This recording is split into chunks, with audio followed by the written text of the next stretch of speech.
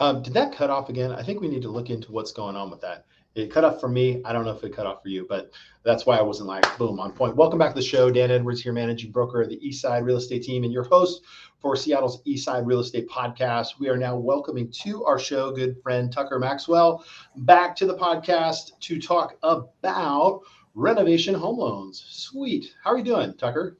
Good, Dan. Thanks for having me back. How was your week last week? Your Memorial Day weekend. We talked about some fun things that we all had going.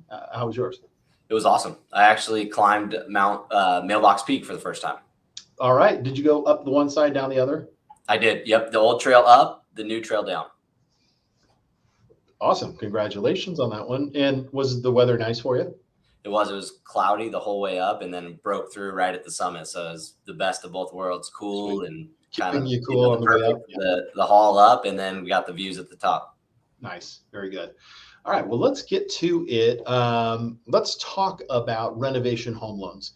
I have to admit, I have not done a lot of these, but it seems like a really good opportunity, but very few people know enough information to make that right choice. So let's talk first about distressed property. So that would be homes that are in disrepair. Is that what this renovation home loan is for?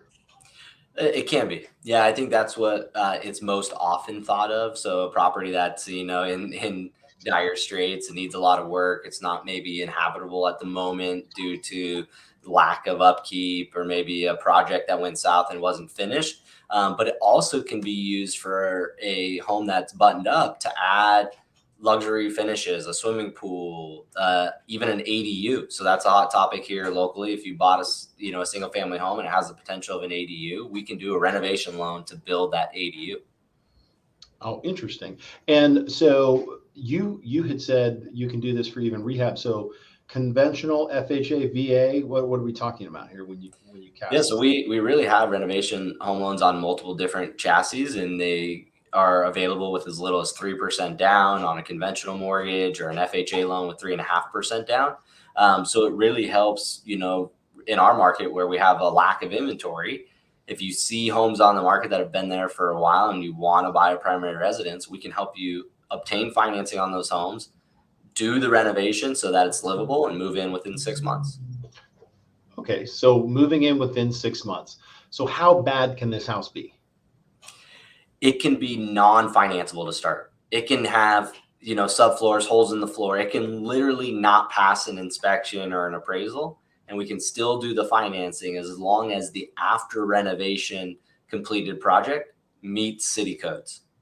Okay. And how does somebody go about, like, you find a property and there's going to be a lot of cash buyers and stuff like that, competing for this property. So how does one kind of evaluate and compete to utilize this renovation home loan product? Yeah, so I think it's, for maybe a property where the cash buyers have evaluated it and it just doesn't have the numbers, it doesn't pencil out unless you're going to live there for a while and let the equity build over time. So it could be, something that where the days on market has increased and the cash buyers have already vetted it and it's still just sitting there. That's really the opportunity for a home buyer.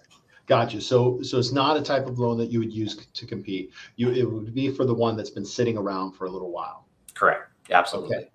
Okay, cool. And typically when we see something like that, one where it's a cash buyer going to go really fast, it's priced pretty aggressively.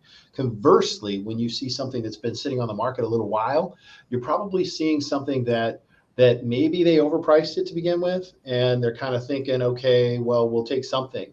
And you, the buyer, can look at it through a little bit of a different lens.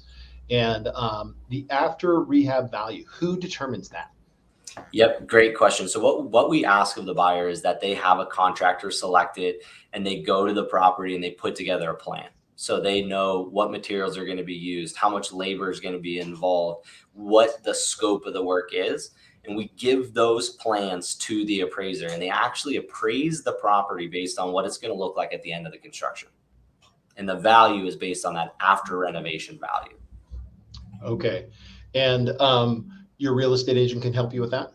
Absolutely. Yeah. We're going to lean on you, especially to make sure that we're in the ballpark. And if it needs too much work and you're like, it's probably not going to pencil based on what the seller is looking for, then we might need to back away. But we can present that to the seller and say, hey, you've price it incorrectly. Here's our data. Here's what the comps show of an after renovation value.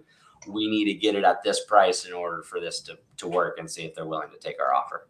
So Tucker, what is the delta difference? Meaning if I look at a property and say that's 300,000, but the after rehab value is going to be 200, let's be realistic. Let's say it's 300,000, after rehab will be 400,000. Are you guys loaning the 100,000 minus 3% of 400,000? Correct. And is there a max? A max in terms of what that renovation budget can be? Yeah. It depends on the purchase price. So yeah, there are maximums depending on FHA and conventional loan options. But yeah, we don't want to go to 100%. And so they're going to limit that. It depends on the scope of the work. I'm trying to look this up as quickly as I can in terms of how it's done. But usually it's about 50%. So if we're acquiring the property for 200, they will allow us to borrow an additional 100,000 for the renovation budget. Gotcha. Okay, so that initial budget. That makes sense. So that's a little bit of a difference there, understanding that there's a difference between those two. Yep. Okay.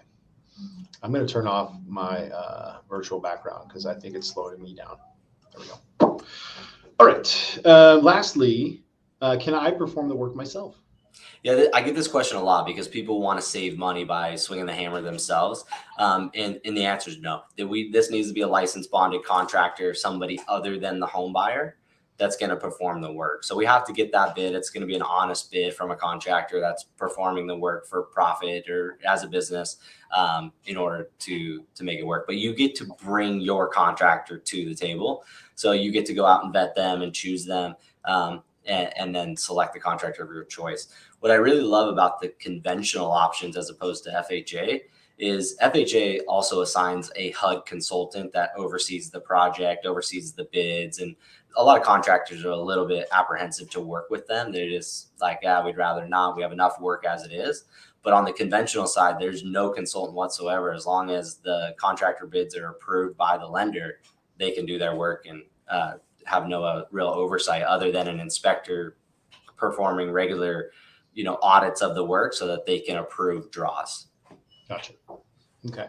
What if the listing says cash only? Can you help? Yep.